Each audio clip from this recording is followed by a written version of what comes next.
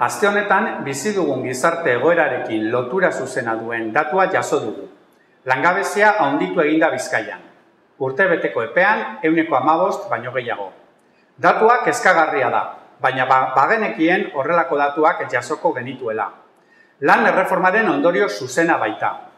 Erreformarekin enplegua sortuko zela saldu nahi izan zuten arren, urteko lehen erdian, Euskal Autonomia Erkidegoan 85% hasi da ere kopurua.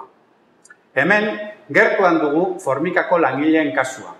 Kaleratzeak eta enpresen deslokalizazioa erraztu dira Madrilen onartu den lan erreformarekin.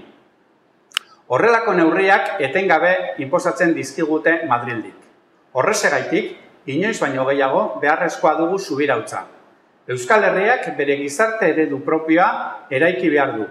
Espainiaren hondamendi politikotik askatu eta gizarte justuago baten bidean aurrera pausoak eman behar ditugu.